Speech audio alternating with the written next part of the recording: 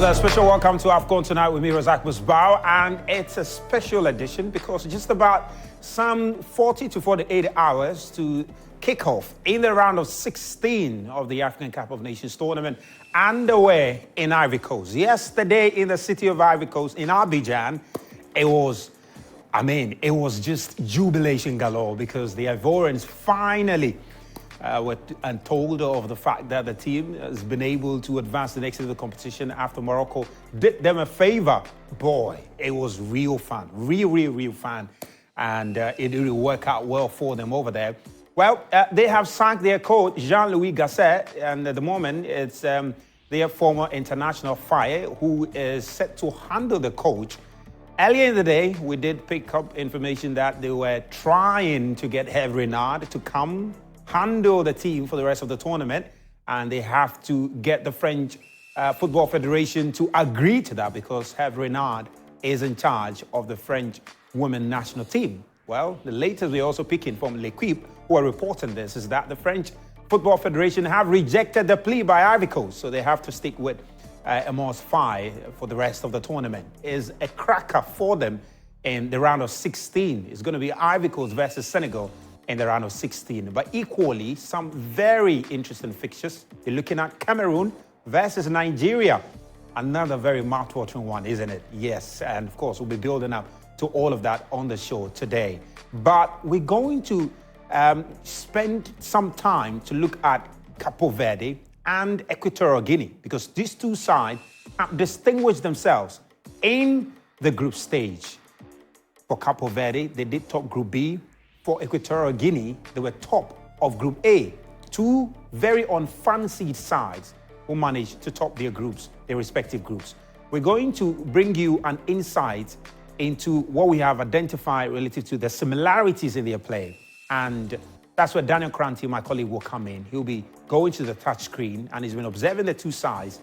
And he is of the firm belief that these two sides might just pull a surprise in this tournament, and he will be demonstrating why that is the case. Well, already the CAF has also announced the best performing coaches in the group stage, the best performing young player in the group stage, and also the best 11 in the group stage of the AFCON. We'll be sharing that with you. Here on the local scene, the Ghana Football Association have made a very big move, set up a 5-member committee, search committee they call them, to look for the new coach of the Black Stars. Today, we'll pay attention to that also. My name is Razak Musbao. Daniel Kranti is here. Daniel, good to have you. Great to be here. Every day, new development. And of course, we'll delve into the committee. And people are already raising doubts about if this should be the approach following that humiliation by the Black Stars. But of course, we'll talk more about that. Just to mention also that my colleague Fifi Manfred will be joining us. Fifi is with our sister station in Shore FM in Kumasi, and he will join us via Zoom today on the show too. The show is brought to you by MTN. MTN, everywhere you go. Mm-hmm. Whether in Abidjan, whether in Mauritania, even in the deep blue sea. They are there. Even under the sea. They are there. Clear. Straight. Correct network. Reliable. You see, if you have MTN and you realize that, Charlie, there's an issue, then it's not MTN. It's not MTN. No, MTN is... There's something wrong with your phone. Yeah, maybe your data is finished. You check your data. Yeah, check your data. You know, just an interesting story. My cousin was using a phone, watching these, kids, and all of a sudden the phone went blank. He started crying. I was like, what network do you use? I want you to check his MTN. I said, no, MTN, they can't do that too. I search that thing. I know they see you. So we can go check the data. Charlie, 0. The data finished. MTN cannot do that. You understand? The show is proudly brought to you by MTN. And of course, those support us till the end of the AFCON. So stick with MTN as always, all right?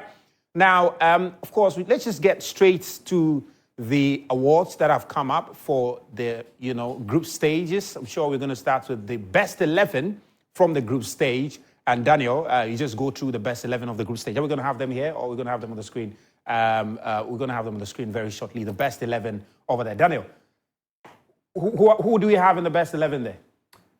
Jesus Owono in post for Equatorial Guinea.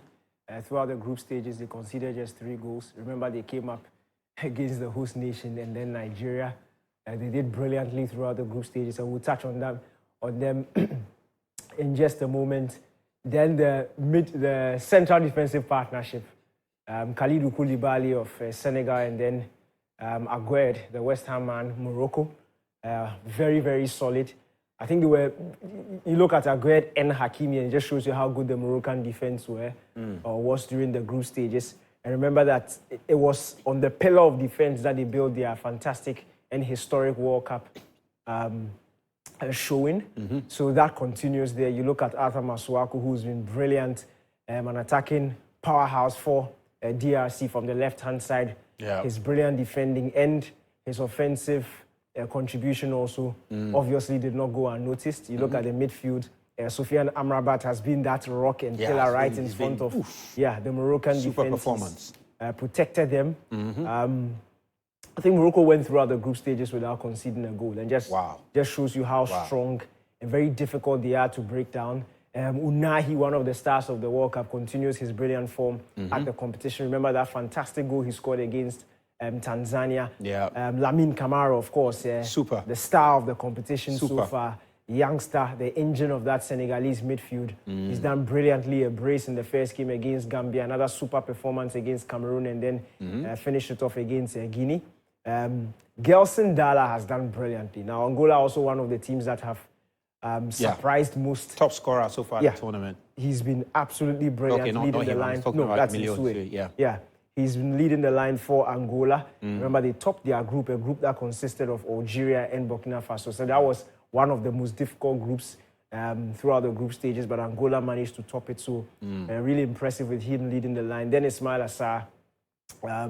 In the Senegalese attack, he's been the shining light. Yes, they've all each played their part, but he's outshone the likes of Sadio Mane. It just shows you how instrumental he's been for Senegal, and then Emilio Nsue. For somebody who plays his club career as a right back, but then when he comes to the national team, he's a forward. That's really interesting, isn't it? Scored the first hat-trick at the AFCON since 2008.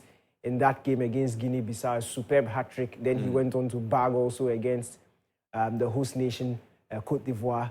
Rightly so leads the line for the team of the group stages. Yeah, I mean, just interesting.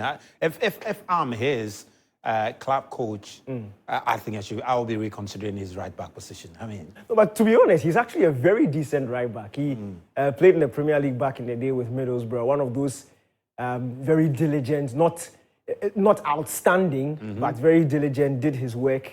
That's where I remember him from. So for him popping up with Equatorial Guinea as a striker, I was sort of eyeball. But we've seen him play as a striker over the past couple of years on the continent. So that has sort of grown on us. But it's a very incredible story. He plays as a right back for his club, but when he comes to his national team, he plays as a striker and he performs. He actually scores the goals. And he takes them as you almost think he's a pure finisher when he's in the box. A fox in the box. His movement is brilliant and finishes really well. So very interesting. So it's only the AFCON that can give you this sort of stuff. I tell you, man, really interesting. Well, so that's it for the group stage in terms of the first 11. There were some awards that were also given. I'm sure we're going to have them. Best coach, of course, Aliou Cisse picked that up. Best coach, super performance for his side. Of course, let's start with the best goalkeeper, which we've mentioned, Yasu Owono of Equatorial Guinea, and credit to him. He's been instrumental for them and their performance in the tournament so far. He's been really good. When you a team like Equatorial Guinea, I said we'll touch on them later on, but when you build your team on solid defensive principles, you need your goalkeeper to come to the party. Obviously, when you're facing teams with the quality of Nigeria and Côte d'Ivoire, you will be carved open a number of times. And when you expect your goalkeeper to do the business. And he's been brilliant for them so far. So I think he highly deserves this award. Yeah, well, and of course, I'm sure we're going to see possibly the young player or the coach, Aliou Cisse, picking that up for the coach, the best coach of the group stage. And in terms of the young player, of course, the young player, Lamine Camara, is a sensation. And don't be surprised if he ends up somewhere in the top clubs in Europe, maybe after this AFCON. Yeah, he's basically just moved to Metz at the start of the season, but he's been brilliant. And this is another beautiful African story from the under-20s, finishes as a best player at under-20 level. Then he goes straight from Senegal to Metz, is doing really good in the French Ligue. Then he comes to the AFCON and he's basically the engine of his national team's midfield. It's just, if you go back some years ago. This is almost like Andrea, you from 2009 under 20 to the AFCON in 2010. You look at Jimambedu, that how we properly transited our players from under 20 to the national team level. Unfortunately, we've stopped doing the thing that works, and we've started doing something else. But Senegal are showing that when you do the right things, you reap the results. And he's been brilliant. He's been brilliant, surrounded by a balance of experienced players who still offer something positive, not just there because they are old, or not just there because they have experience. The likes of Koulibaly, we saw him in the team of the competition. Mane, who is not there but has done his bit. Ghana Gay, yes, he's not getting the minutes, but when you have players like that to understudy, it's very easy for you to seamlessly gel with the big boys. Yeah, of course, that's the best young player in the group stage of the tournament so far, and Aliou Cisse is the man who's been leading the charge in all of it. You know, phenomenal performance in the group stage. You compare Senegal's group stage performance in this AFCON and in the AFCON which they won, the improvement is massive, massive. And you want to think that when they won it, they were poor in the group stage, and they are hoping to retain the title. And the performance they're putting up in the group stage almost shows like they just might retain it. But, you know, surprises do happen.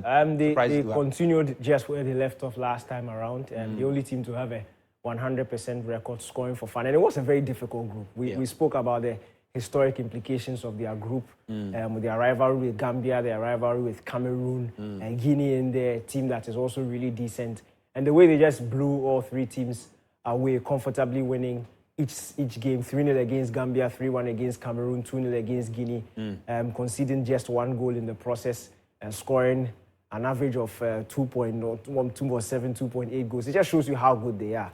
And at both angles, both in the attack where they are scoring for fun, defense, very difficult to break down. And if you win 3 out of 3, and in a competition that does awards at the end of group stages, of course, your manager is going to be picking it up. You should be picking that up. Well, so that's pretty much it for the awards over there, and we'll come and look at some other numbers relative to the goals scored in the group stages over there. But we also have for you some of the top 10 goals that we observe scored at the group stage, and that's what we're going to bring you now. The top 10 goals scored at the group stage.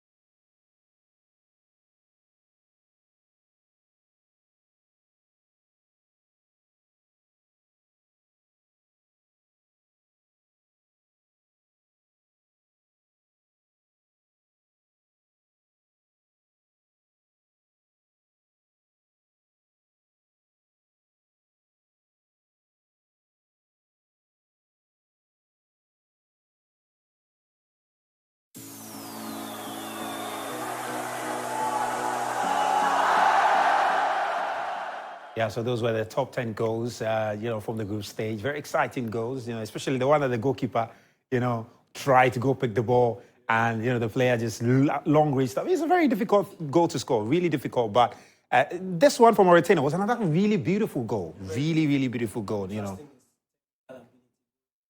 1, 2, 3 players. And what I like was the composure when he got into the box. Looked up, picked the spot, put it in the back of the net. It's quite unfortunate he ended up losing this game. But yeah, man, it was a really, really decent goal. And your youngster, Lamine Camara, also with a very wonderful, sweet goal there, And in this game, he scored twice, right? He scored twice. This finishing was his is superb. It just shows you his intelligence. His run off the ball, picks it up, and then... And of course, the star boys go, big one, returns from injury, and bang!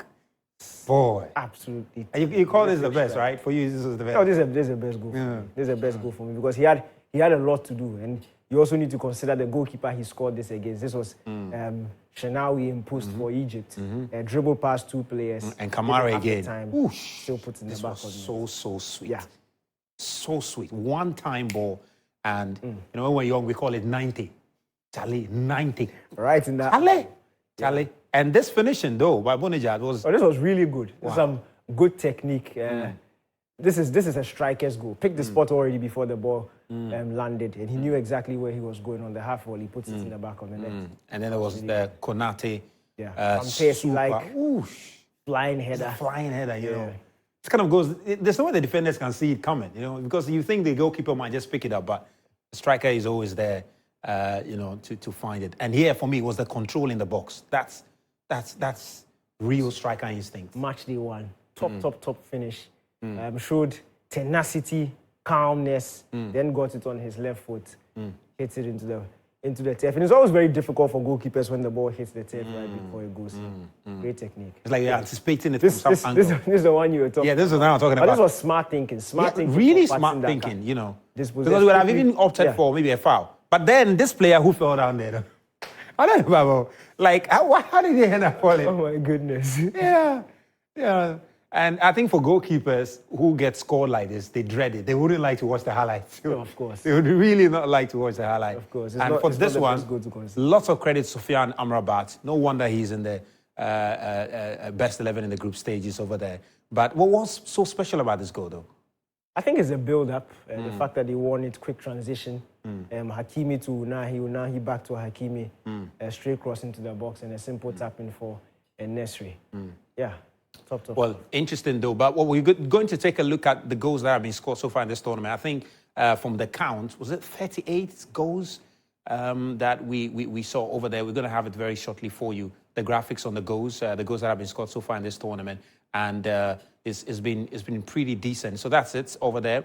36 games, 89 goals, and 9 penalties and 3 own goals. There's always an own goal dynamics in it. Yeah. Always an own goal dynamics in it. Yeah. And but 89 goals though, and in 36 games. But the question is, how does this compare with other the previous 2 tournaments? The previous 2 tournaments. How does this compare to the previous 2 tournaments? Let's have the graphics now and to see whether this tournament has produced more goals. I'm sure this yeah, so these are the top scorers. Let's just go through them. Emilio Insiu, 5 goals. Bonijad, he's out with Algeria, 3 goals. And Mustafa Mohamed, also with 3 goals there. But the gap is huge. 5 goals for the Capo Verde forward just there. 2 goals. 2 goals. The gap, 2 goals, And it looks like he just might be... Mustafa plays for, is it? Egypt. I mean, Egypt is still in the tournament. Still in the tournament, and Sue is the one just leading the pack over there. But this is the comparison. Yeah, and just to mention that Fifi Manfred has joined us. So Fifi, good to have you. And I'll bring you in the conversation here, just looking at the goals that have been scored so far. Daniel, what do we have here? What does this mean? Clearly, from the numbers, we've got way more goals in this edition. Remember that the 2019 is where we started the 24-team competition.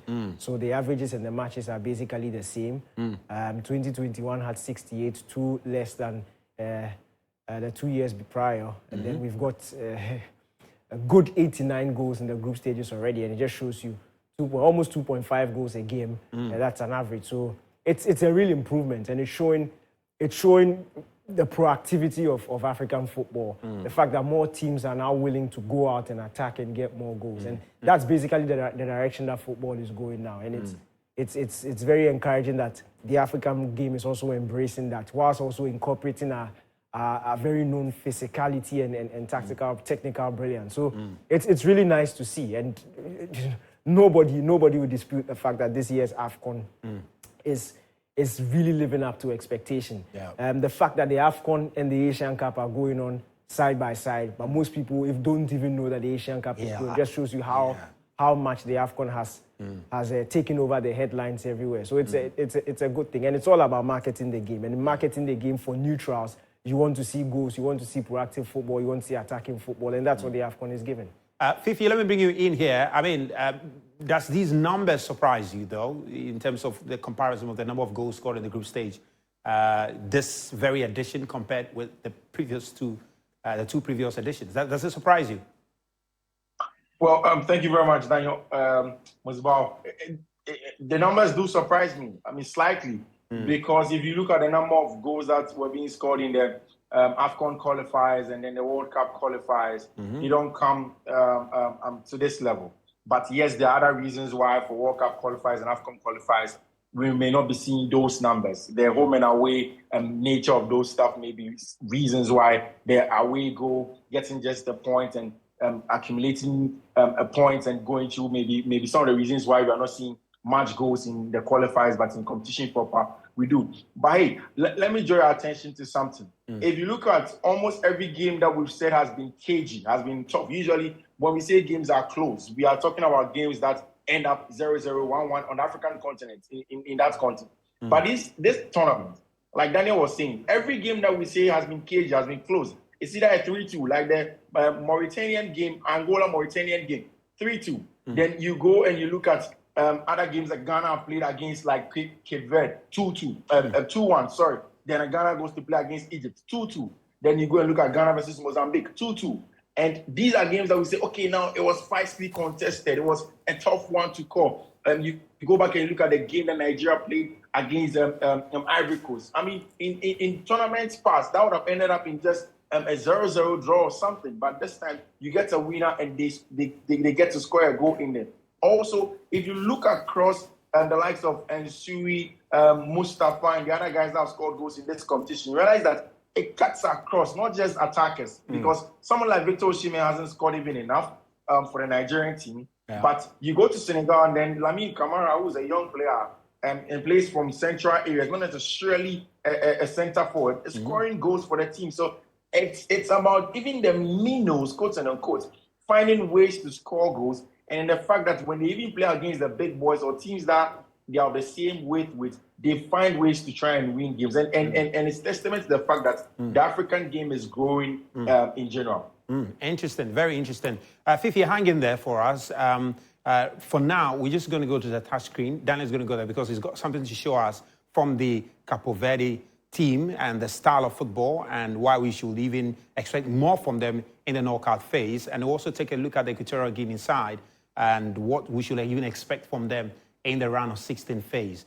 Fifi, just hang in there. After he's done with the presentation, I'll get your thoughts on it. So please, let's just pay close attention to it. But while we wait for him to go, I want you to just, enjoy this one because I like this one. I really like this one.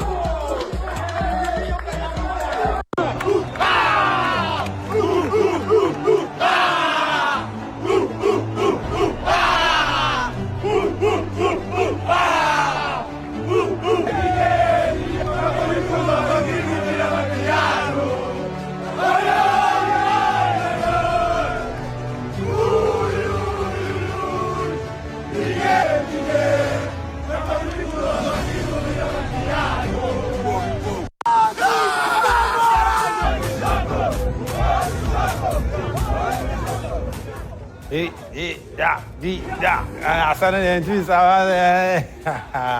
is good. It is good. It is good. Fifi, Charlie, they check Madame's moves. Charlie, for look sharp, for look sharp. You know?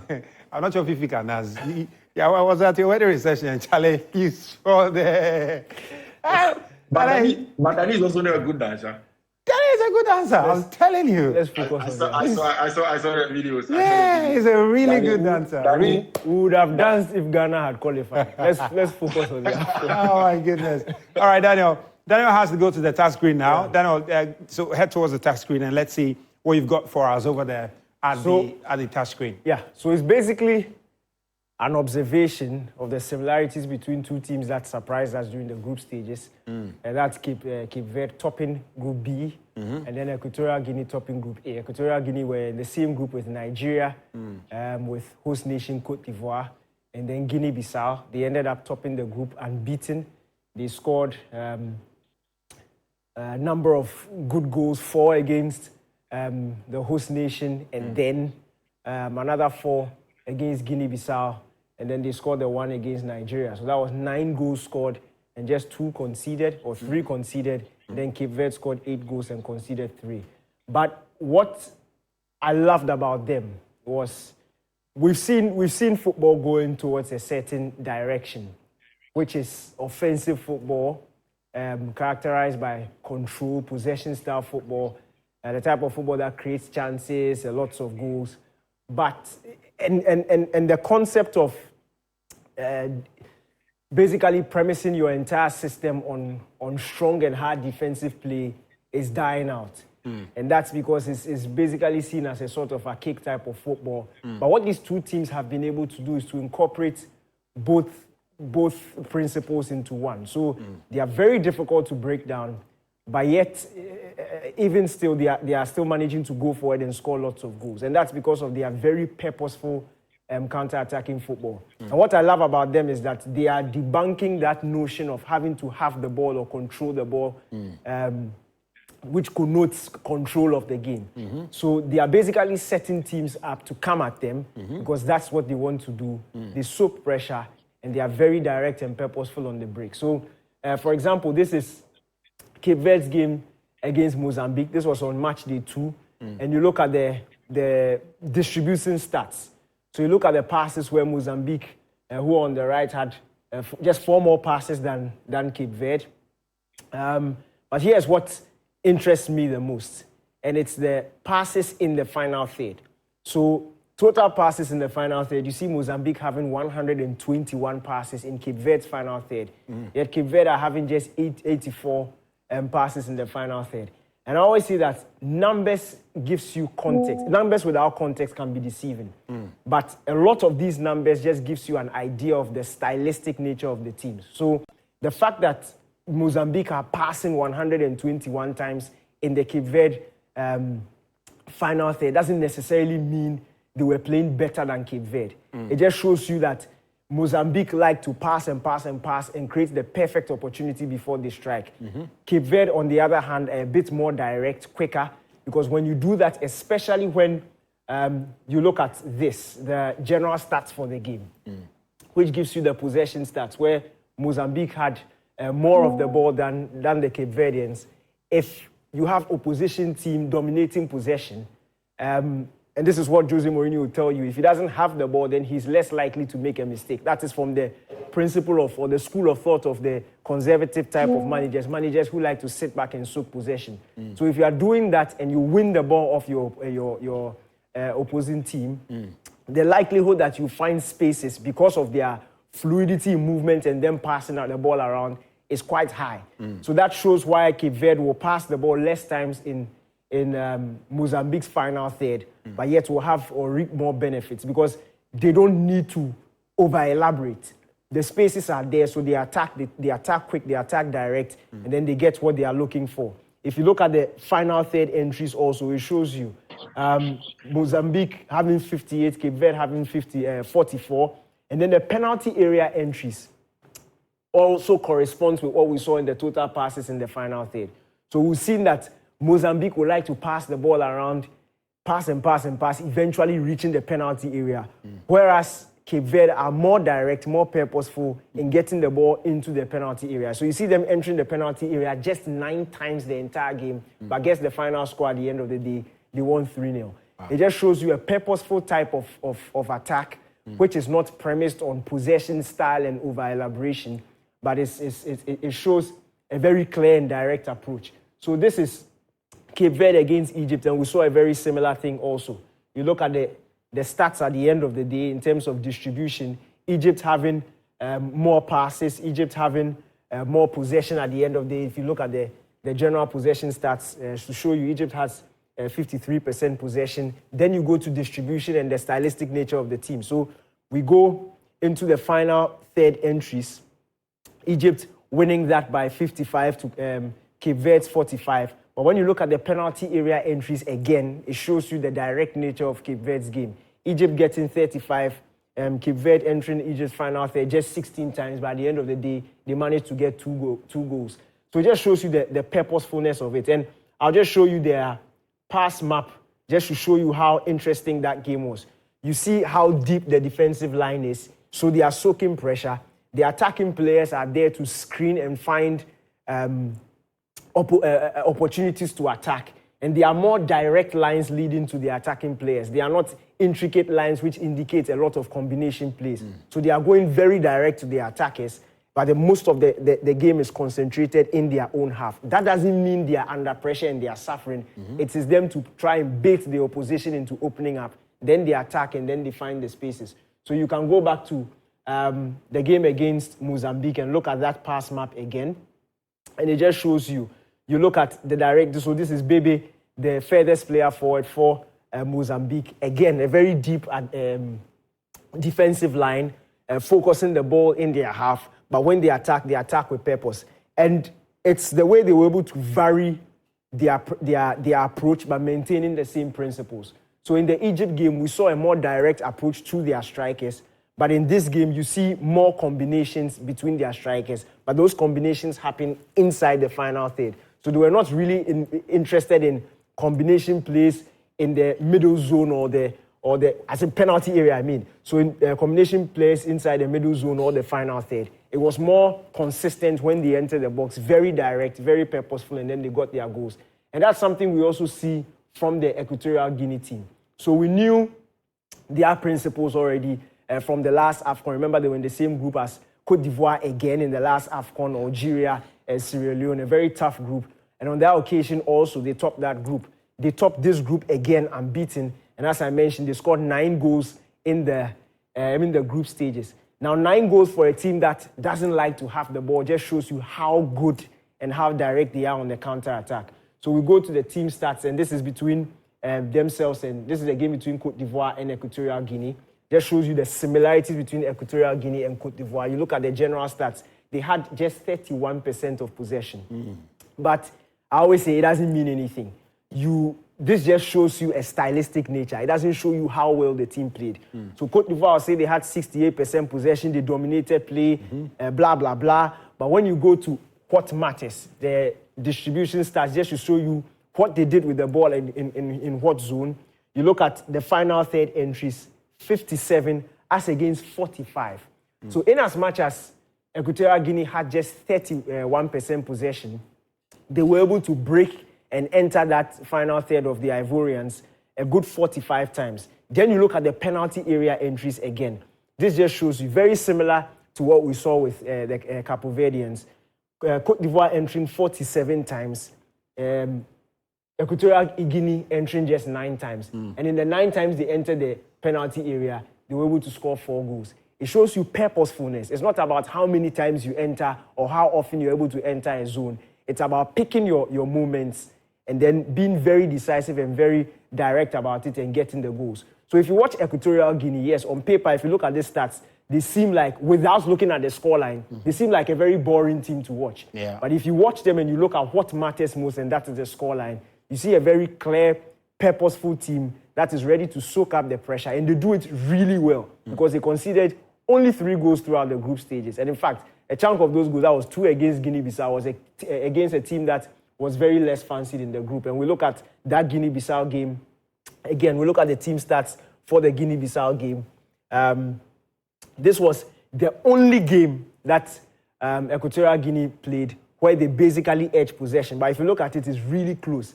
Just 51% possession as against Guinea-Bissau's 49%. But it was basically a very similar approach that they used. So you look at their pass match for that game, and again, you see the similarities between themselves and Cape Verde. A very deep line, and this was against a weaker opposition. So we see a lot of combination plays between the attackers, but those combination plays are focused inside the box. So if you like, we can look at the XG map, and you look at the number of shots that they have, and you look at the concentration here. The big circles are the bigger opportunities. It means in as much as they were having those combination plays, it was focused on getting the good opportunities inside the penalty area. You look at their very limited penalty area entries, but you look at how big the boxes are. The ones with this is a goal. This surprisingly ended up as a miss, but it shows you the clarity of chances and how big the chances they are creating. And for me, it's always very important to embrace different footballing philosophies and understand that everything can work, but it's the efficiency of it. It's not everything it's not basically attacking football based on possession principles and dominating play. That's the only way to go. There's a way to mix both a defense and then attack, or maintain your very strong defensive principles, but yet still go forward. And I'm saying this because of a certain Chris Hughton and the Black Stars. We overly focused on our defensive play and almost didn't have an attack a plan for our attack. And that was very difficult to watch from the Black Stars' point of view. Sitting back, trying to be compact, but then when we got the ball, we didn't necessarily have the courage and the bravery to go out and break opposition. Yeah. And these two teams have shown that even without the quality that it can be compared to some of the big teams on the competition, with the right game plan and proper application, you don't necessarily need to go out and dominate the ball, but you can also get very good attacking numbers and be rewarded with some heavy scorelines, scoring good goals without necessarily dominating play. Interesting. Fifi, I'm sure you yourself, this is really interesting for you. Let me just get your quick thoughts on it, though. Well, it's intriguing stuff that Danny has put together there using data. And it makes a lot of sense, especially, the context of everything that Equatorial Guinea and then Cape Verde have done. But there's something that also cuts across between the two. Danny was talking about how vertical and direct both teams were in their group stage. But it is also, again, just to buttress it, it's also about the profile of players that they had that they tried to maximize in their verticality and their directness. So you look at, Danny made mention of Bebe and then Emiliano and Shui. Look at Bebe for the Cape Verde team. Big, bulky center forward. So then when we pass 1, 2, 3, there's an outlet to go there.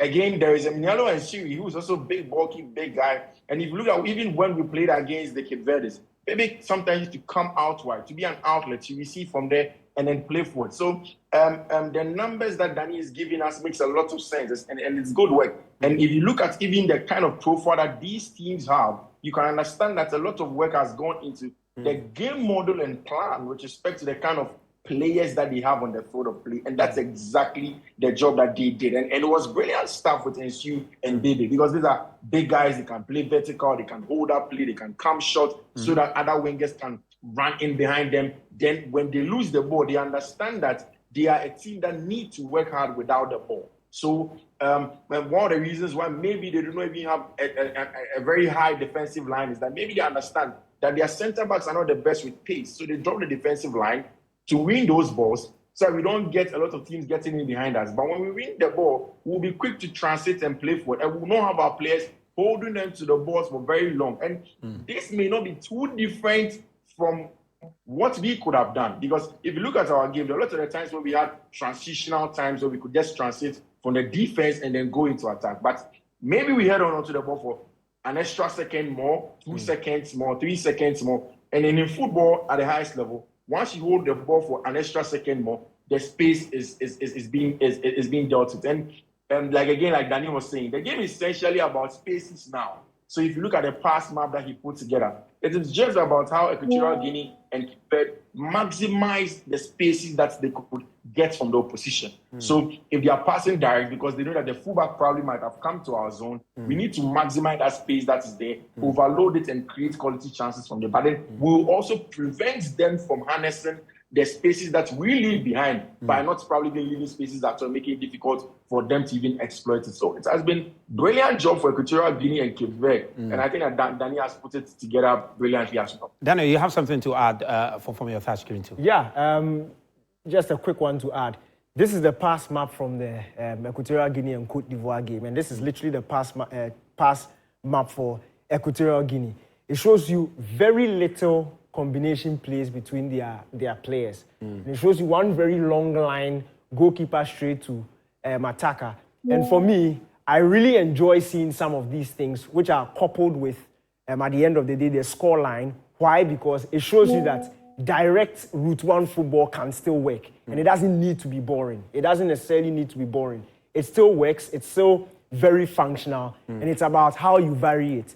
If you looked at, and I showed you the pass map between Equatorial Guinea and Guinea-Bissau. Same principles, just a slight tweak in the approach as what we saw between them and Cote d'Ivoire. Because obviously, you know that the Ivorians are a much better team off the ball than Guinea-Bissau.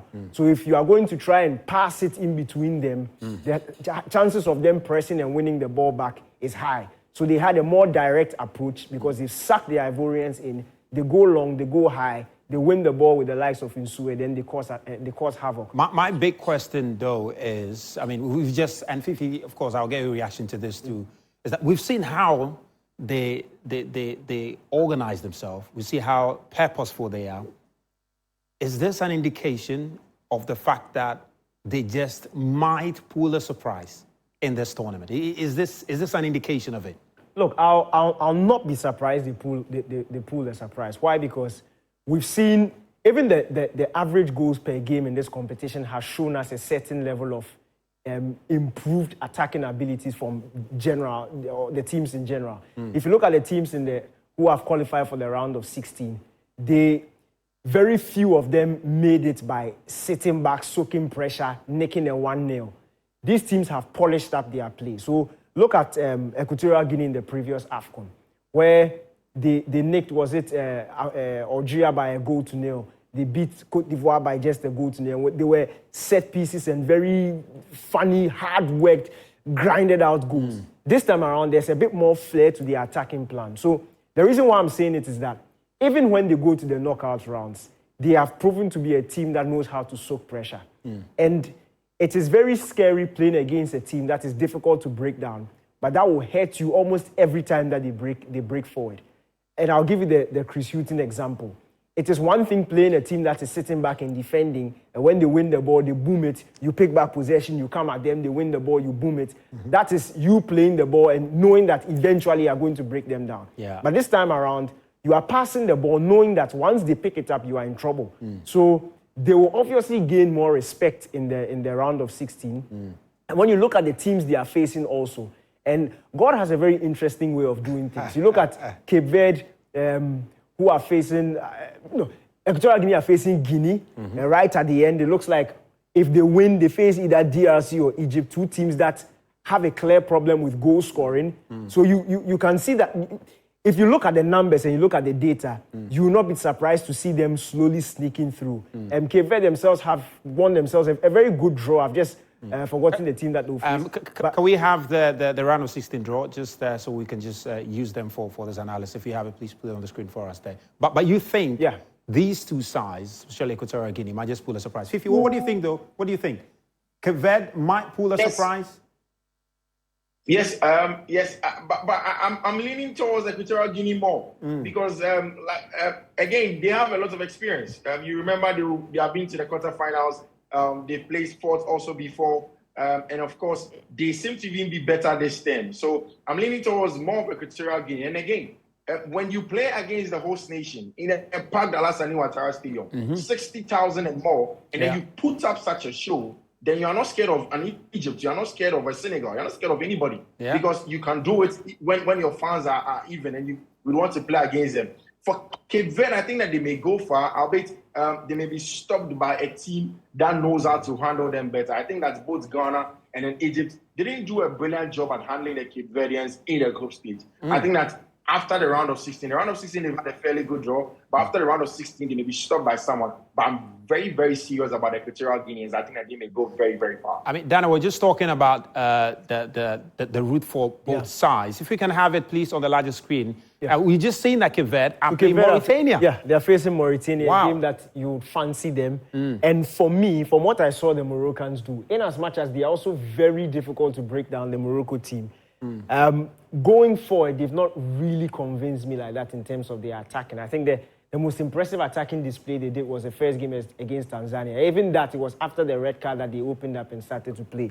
So if things are supposed to go the way we think they are supposed to go, with Cape Verde beating Mauritania and Morocco beating South Africa, that Cape Verde game against Morocco will come down to very fine details, because these are two teams that are very difficult to break down. But the reason why I will slightly give Cape Verde the edge is, one, they've already got that confidence of the group stage behind them, matching the likes of Egypt. And then secondly, the pressure on Morocco to dominate possession in that game will be more. You don't see Morocco ceding possession to the Cape Verdeans. They would like to take the game to the Cape Verdeans. And if that happens, I feel Cape Verde have the slight advantage.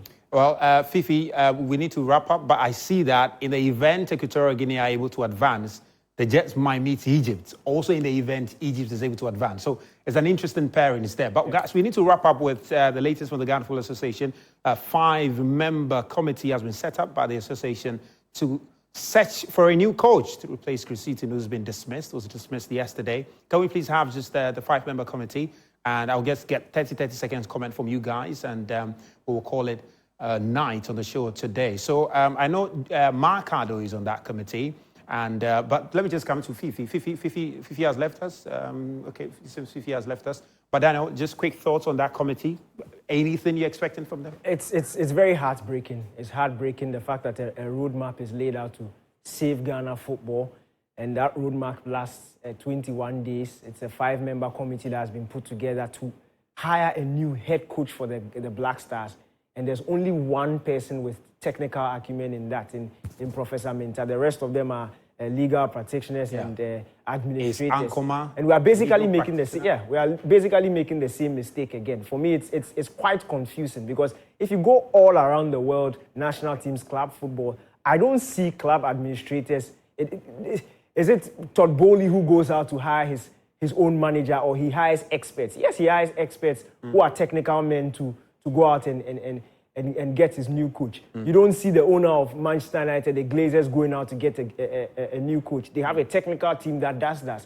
And we are basically repeating the same mistakes that we've done. So all we can do is hope that this time around, they find the right person. But if they go with the flow and they find it's just a new cycle of negativity and a new cycle of heartbreak. Well, I'm not sure if Fifi is there, so we can get his bite, but something really caught my attention. Fifi, if you're there, I'm going to end with you finally, though, and I want you to just comment on what has been trending as a possible replacement for Chris Seaton. I've seen Jose Mourinho there, and I spoke to Jerome much earlier today, and Jerome says, no way we can pay Jose Mourinho. We can't even pay Renard to talk about Jose Mourinho. But I think the interesting choice is there is, in the event we have to look local, I see a mention of Prosper Nata Ogum, and also in there, I see the former Gambian coach, Tom Senfiat, also in there. Let me just get your quick thoughts on that, though. Just, are these individuals we should be considering? Well, if you looking at the background, the list of things that the GFSAs are going to look out for, they are looking out for experience, they are looking for a proven track record winner, they are looking for disciplinarian and a tactician. Then, of course, they need this kind of guys. And, of course, if you mention Renard's name, you mention Tom Stanford's name, you mentioned Jose Mourinho's name. Yes, I don't know for Prosper Nata. In as much as he has done a very good job at Kotoko, I don't think that he is just there yet. I think that he's still maybe in the process, maybe in the pipeline for the next few years to come. But I don't think it's time for Prosper Nata to get a shout at the Black Stars. But then, of course, Renard has been a name that we've been speaking about for a very, very long time. People have been speaking about money, but then funny enough, Musbao, Renard takes less than the 50,000 that we gave to Chris Hughton. So at the French women's national team. So maybe he may want to consider and then take some slash the amount of money that he used to take when he was at Zambia. So let's see. I mean, there are other names. I've seen Rolani Makwena. I've seen Peter Musimani. I would love to see an African. I would love to see an African, maybe Peter Musimani. I doubt Rolani Makwena, as young as he is, will leave the Sundowns job to come to Ghana and take our national team. But then I would love to see a Peter Musimani in the dugout of Ghana. Well, Peter Musimani, of course, maybe we'll talk about that. I'm sure you are itching to say something about it, but that's it. That's what we have for you on AFCON tonight. We're going to be here sometime tomorrow, 10 to 11 p.m. on Joy Prime. And of course, tomorrow is going to be special. We're going to take a close look at the fixtures coming up in the round of 16 on Saturday and Sunday. And Golden on Monday, when we return, we'll do, review of them and preview of the games over there. My name is Razak Musbat. Of course, the show was brought to you by MTN. Everywhere you go, thank you so much to the entire team for making this happen. Up next is Turn Up, Turn Up, Turn Up, Turn Up, Turn Up, Turn Up, Turn Up, Turn Up. Hot Picks is going to be picking. We'll see you again tomorrow.